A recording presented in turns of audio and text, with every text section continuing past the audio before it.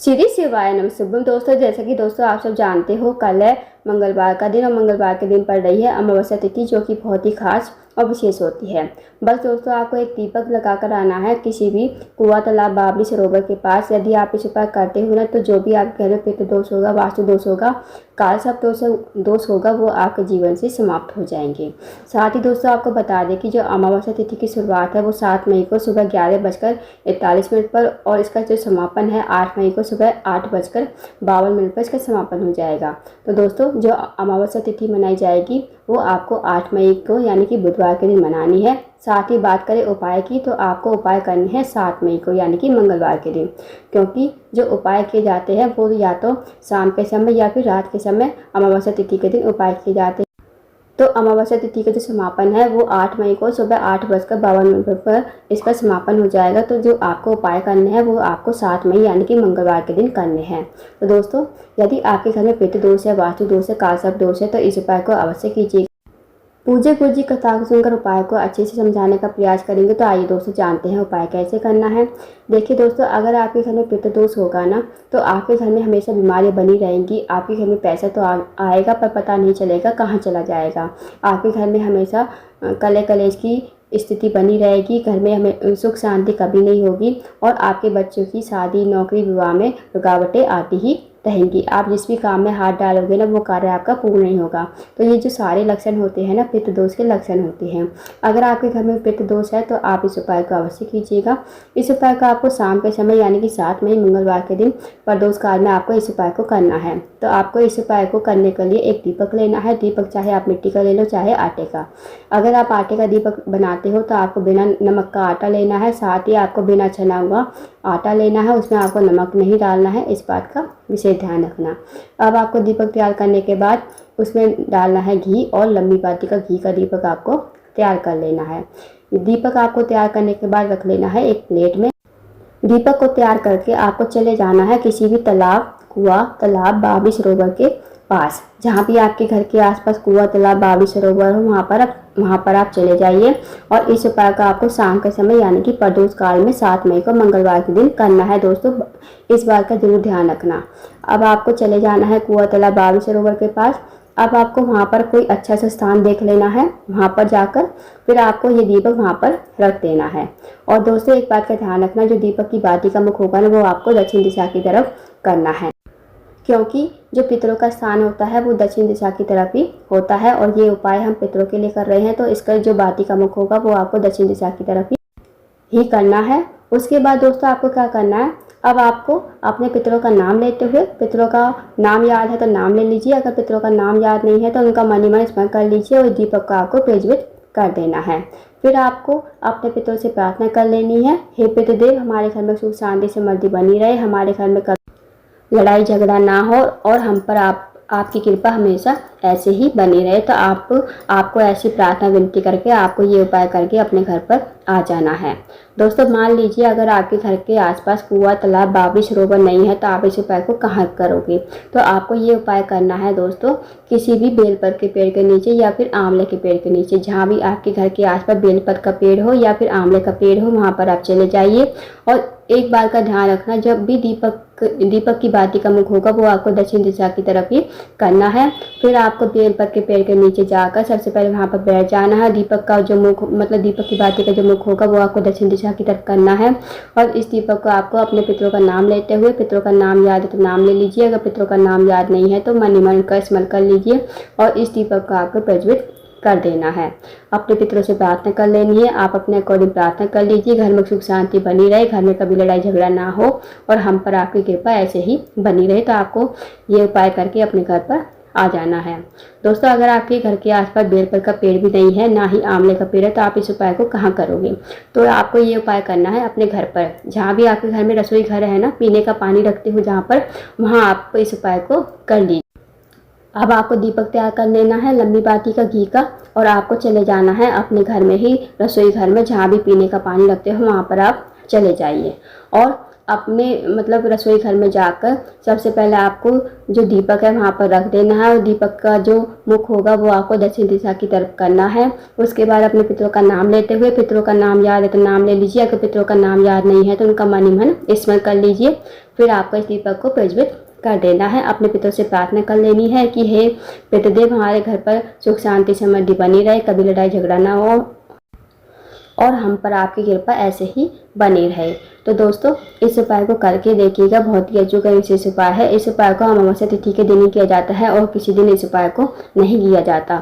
जो भी आपके घर के आसपास है, चाहे कुआं, तालाब, बावड़ी, सरोवर है, तो आप इस उपाय को वहाँ कर लीजिए। अगर आपके घर के आसपास बेलपत का पेड़ है, आंवले का पेड़ है, तो आप इस उपाय को वहाँ कर लीजिए। अगर दोनों ही नहीं है, कुआं, तालाब, बावड़ी, सरोवर भी नहीं है, बेलपत का पेड़ भी नहीं है, तो आप इस उपाय को अपने घर पर कर सकते हो। बहुत ही अचूक विशेष उपाय है। इस उपाय को यदि आप करते हो तो जो भी आपके घर में पितृ दोष होगा, वास्तु दोष होगा, वो सारे दोष आपके जीवन से समाप्त हो जाएंगे। अब जानते हैं दोस्तों अगले उपाय के बारे में। अगला जो उपाय है वो बहुत ही ज़्यादा विशेष है। दोस्तों अगला जो उपाय है ना, वो आपको चावल की कटोरी, एक चावल की कटोरी और एक कपूर के टुकड़े से करना है। इस उपाय को आपको रात के 11 बजे से पहले पहले कर लेना है। इस उपाय को यदि आप करते हो तो जो भी आपके घर में पितृ दोष होगा, वास्तु दोष होगा, वो आपके जीवन से समाप्त हो जाएंगे। दोस्तों जो भी अमावस्या तिथि के दिन उपाय किए जाते हैं ना, वो पितृ दोष के लिए किए जाते हैं। अगर आपके घर में पितृ दोष है, वास्तु दोष है, तो इस उपाय को अवश्य कीजिएगा। दोस्तों इस उपाय को भी आपको 7 मई की यानी कि मंगलवार की रात को 11 बजे से पहले पहले आपको इस उपाय को कर लेना है। तो आइए दोस्तों जानते हैं उपाय कैसे करना है। आपको लेनी है एक कटोरी लीजिए। एक कटोरी में आपको लेने हैं चावल आप अपने रसोई घर में जो यूज़ करते हो ना, वो आप चावल ले लीजिए और उसे पूरी भर लीजिए। उसके बाद आपको लेना है एक छोटा सा कपूर का टुकड़ा। एक कपूर का टुकड़ा जो आप लोगे उसे आपको जो चावल लिए है ना, चावल के ऊपर ही आपको रख देना है। इस उपाय को आपको रात के 11 बजे से पहले करना है। 8, 9 या 10 के बीच में आप इस उपाय को कर लीजिए। अब चावल की कटोरी और उसके ऊपर एक कपूर का टुकड़ा रख दीजिए और इस कटोरी को लेकर जाना है आपको अपने घर से बाहर। जहाँ भी आपके घर का मेन गेट है ना, वहाँ पर आप चले जाइए। इस उपाय को आपको 7 मई यानी कि मंगलवार की रात को 8 से 10 के बीच में आप इस उपाय को कर लीजिए और रात के 11 बजे से पहले आप इस उपाय को कर लीजिएगा। अब दोस्तों आप इस चावल की कटोरी के ऊपर जो कपूर का टुकड़ा रखा है, इन दोनों को लेकर चले जाइए आप अपने घर के मुख्य दरवाजे पर। जहाँ भी आपके घर का मेन गेट है वहाँ पर आप चले जाइए और इस कटोरी को आपको अपने घर के मेन गेट के बाहर थोड़ी सी दूरी पर वहीं पर रख देना है। इस कटोरी को आपको पूरी रात वहीं पर रहने देना है। जब अगली सुबह हो ना, यानी कि 8 मई बुधवार का दिन, अगले दिन आपको सुबह जल्दी उठकर स्नान कर लेना है। स्नान करने के बाद आपको अपने साथ लेकर आनी है माचिस। जहाँ भी आपने अपने घर के मुख्य दरवाजे पर चावल की कटोरी के ऊपर कपूर का टुकड़ा रखा है, वहाँ पर आपको आ जाना है। अब जो दोस्तों चावल के ऊपर कपूर का टुकड़ा है ना, वो आपको ये जला देना है। कपूर का टुकड़ा आप जला दीजिए और इस कटोरी में जब तक ये कपूर का टुकड़ा जल रहा है ना, तब तक आप अपने पितरों से प्रार्थना कीजिए, हे पितृदेव, हमारे घर में सुख शांति समृद्धि बनी रहे, हमारे घर में बरकत बनी रहे और आपकी कृपा हम पर बनी रहे। तो आपको ऐसी प्रार्थना मन ही मन कर लेनी है। जब ये कपूर का टुकड़ा पूरा जल जाए तब आप इस चावल की कटोरी जो इस कटोरी में चावल बचे हैं ना, इन चावलों को आपको लेकर जाना है किसी भी पेड़ के नीचे। जहाँ भी आपके घर के आसपास मतलब कोई भी पेड़ हो, वहाँ पर आप चले जाइए और पीपल के पेड़ के नीचे इन चावलों को डाल दीजिए ताकि पक्षी इन्हें चुग सके। फिर आपको इस उपाय को करके अपने घर पर आ जाना है। तो दोस्तों ये बहुत ही अचूक विशेष उपाय है, अमावस्या तिथि के दिन करने वाला। इस उपाय को अवश्य कीजिएगा। जो भी आपके घर में पितृ दोष होगा, वास्तु दोष होगा, कालसर्प दोष होगा, वो आपके जीवन से समाप्त हो जाएगा। तो इस उपाय को आपको 7 मई की मंगलवार के दिन करना है और जो ये उपाय पूरा होगा ना, ये उपाय पूरा होगा 8 मई यानी कि बुधवार के दिन ये उपाय पूरा होगा। तो दोस्तों इस उपाय को अवश्य कीजिएगा। अब जानते हैं दोस्तों अगले उपाय के बारे में। दोस्तों अगला जो उपाय है वो भी बहुत ही ज़्यादा विशेष है।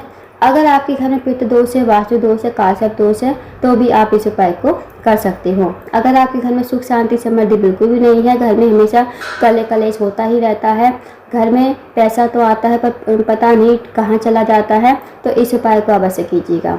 इस उपाय को करने के लिए दोस्तों आपको लेना है एक बेल का फल। बेल का फल आता है ना, वो आपको ले लेना है और उसे आपको अपने घर पर लेकर आना है। अब जो बेल के फल में जो गुर्दा होता है ना अंदर, वो आपको अलग निकाल कर रख देना है कहीं पर। फिर आपको अपने घर में पंजीरी बनानी है। जैसे आप पंजीरी बनाते हो वैसे आप पंजीरी बना लीजिए। फिर आपने जो गुर्दा निकाला है बेल का फल का, जो अंदर का बचा है ना, उसमें आपको जो पंजीरी बनाई है वो पंजीरी आपको इस बेल के फल में भर देनी है। बेल के फल में पंजीरी भरने के बाद आपको इस बेल के फल को अपने घर के हर एक कोने में लेकर जाना है। अपने पितरों का नाम नाम याद करना है। अगर नाम याद नहीं है तो उनका मन ही मन स्मरण कर लेना है।